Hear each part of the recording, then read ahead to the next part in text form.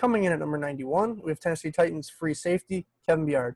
And man, if you just look up consistency in the dictionary, you might actually see a picture of Byard's face, because just look at what this man's done on the field for the Titans these past 3 years. He's had seasons of 84, 87, and 90 tackles, as well as kind of supplemented that with 4, 6, and 8 interceptions if you include the postseason.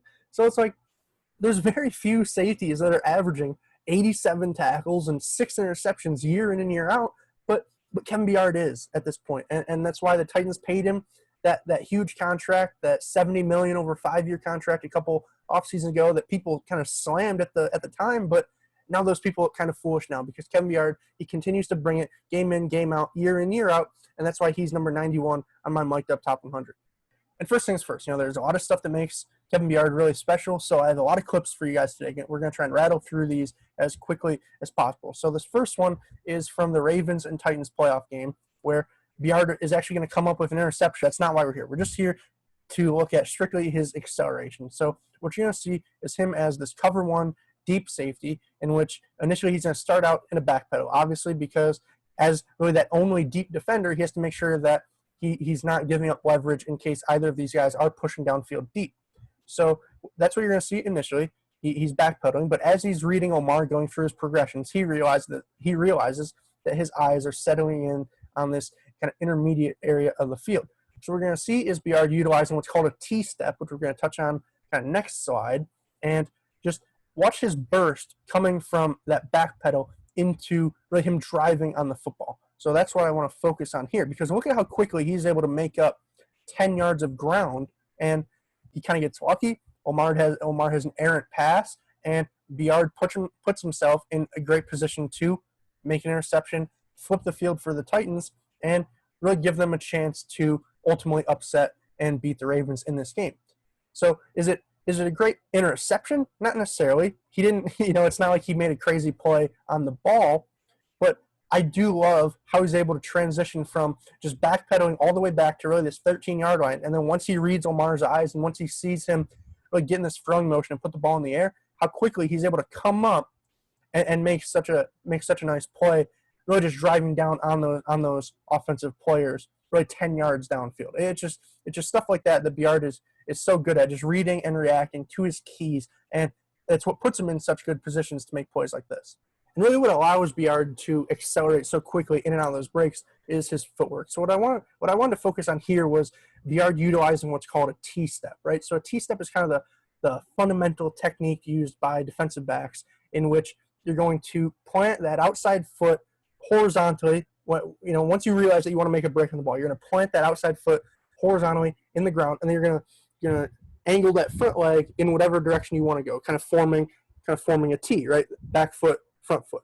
And what you're going to do then, obviously, is push off that back foot and really propel yourself towards the receiver or the ball, right? So you can't really get a great view of it from that broadcast angle, but I can try and get a good pause for you guys from this tight view. Byard utilizes this T-step really well, and he's really quick in and out of his breaks as a result. So look at him here, plant that back foot on the 25-yard line, right? And he angles that front leg and that front foot straight towards Hunter Henry, and that's what allows him to accelerate so fast and eliminate what is essentially 2 yards of space just before the ball gets there, right? And no, this isn't a great thrown ball by Phillip Rivers. It's actually quite poor, but either way, Byard's able to eliminate that space quickly by covering that ground and accelerating out of his break as a result of his quick T-step. And it's not just that short area quickness that Byard is so good with. It's also his change of direction skills and his range. Here's a clip I pulled from 2018, actually, against teammate, now Ryan Tannehill, where I just want to show you guys Byard being this deep free safety. And what's going to happen off the snap is Tannehill's going to kind of pull Byard away with his eyes. He's going to pull him towards the middle of the field, and then Byard realizes that he's actually setting him up for a deep pass outside here. So watch how just quickly and easily and really fluidly Byard is able to transition from moving to his right to back to his left. And then, again, just look at the range that he has in covering so much ground. So see right there how Tannehill's pulling him with his eyes towards the middle of the field, right? But now Byard's realizing, okay, I got to get back out here because that's where Tannehill's going. So look at how how Byard's able to, again, kind of utilize that T-step. You see that outside foot horizontally in the ground, and then look at how he's pointing that front foot towards this receiver. But now what's really special is look at the range. Look at how he's able to cover virtually half the field in such a short period of time and make such a great diving play on the ball to prevent a reception. It's just plays like these that make Byard kind of week in and week out one of the absolute best deep free safeties in the NFL, because these are plays that like the Ed Reeds are making and Earl Thomases are making. Well, Byard might not be on that level, but he just has great technique, and he's able to utilize that to read and react to what offenses are doing, and as a result, he's able to make plays at a really high rate. And kind of talking about Byard's ability to read and react, look at him here on this broken play by the Bills in which Josh Allen's gonna see number 10 coming across the middle here and kind of flip his hips to throw, and look at Kevin Byard. Kevin Byard's not on the screen. That's the point. So Byard's all the way over here covering a tight end in space, but look at how easily he's able to break on this football and just come out of nowhere to really steal a ball from the Bills and flip the field for the Titans. It's just his ability to always stay tuned in to what opposing quarterbacks and what opposing offenses are trying to do that allows him to make plays like these and allows him to have 18 interceptions over the last 3 years and really have so many just momentum swinging plays for the Tennessee Titans. Don't think for a second, though, that Byard is only good at reading and reacting to plays in the passing game. Obviously, that's his strength, but he's also becoming a better run defender as well. And the Titans, as a result, have been more willing to use him as kind of this in-the-box, really rover-type player where they don't necessarily have a gap, but they're able to kind of freelance and make plays as they see fit, right? So here he is going up against the Tampa Bay Buccaneers, and what I want you to see is just how quick his trigger is once he sees stuff open up. So obviously, off the snap, you see this right guard blocking down. You see this right tackle blocking out. So Byard's able to synthesize that in his head really quick. Okay, this play is supposed to go in that B gap. What does he do? He shoots it, and bang, makes a great tackle on Ronald Jones in space for a loss. So obviously, he is unblocked on the play. As you can see, it kind of looks like Chris Godwin here was supposed to come through and try and dig him out and maybe allow the play to bounce outside. But Byard is just too quick for that. We talked about the acceleration already. That's not just coming downfield as a free safety. It's also when he's in the box making plays against opposing teams' runs as well. And here's another really good example of almost the same thing. This time it's against the Chargers. So a lot of guys are going to be blocking down here. This is clearly a run designed to go outside. Well, Byard sees this B gap open up, and being an unblocked defender, as it doesn't really look like there's anybody for him. It looks like he's the guy that they're trying to isolate in space with Melvin Gordon. Well, Byard's not just going to meet him in space somewhere 5 yards downfield. He says, no, I'm going to meet you behind the line of scrimmage and make a tackle for a loss. It's plays like these that have made Byard really a two-dimensional safety, and not just that deep guy who's going to pick off passes, but also a guy who can play in the box and make plays against the run as well. Because plays like that's just really great stuff.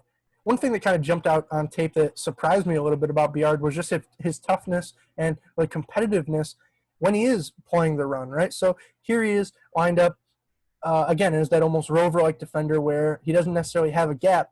What we're going to see him do here is try and set the edge. And there's going to be a pulling guard coming in his way. Well, Byard's not going to be scared of that. He's going to try and bubble a little bit outside and make a play on Leonard Fournette in space. Well, as we all know, Fournette's one of the toughest guys to bring down.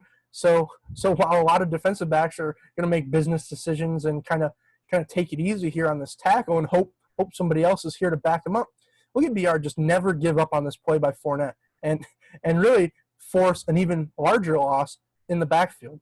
Byard was not going to back down from anybody. You see it here against this left guard.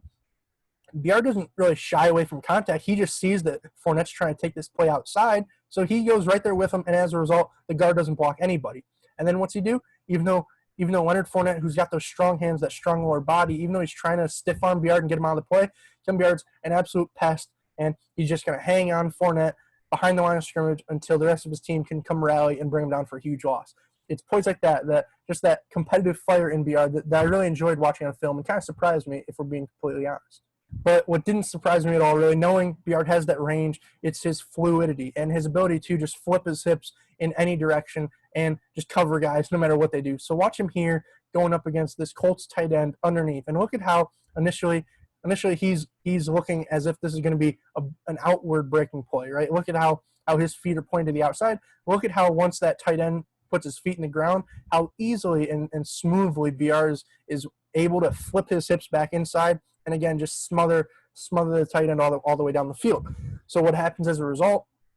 Byard didn't get a throw forced his way. Well, somebody underneath got a throw forced their way. Byard being the instinctual guy he is, sees the ball's overthrown, goes up, makes a nice play on the ball, and almost takes it in for a touchdown. At least gets the Titans set up in the red zone. And again, it's plays like these where it's right place, right time, sure, but it's because he was doing his job so well already on the tight end.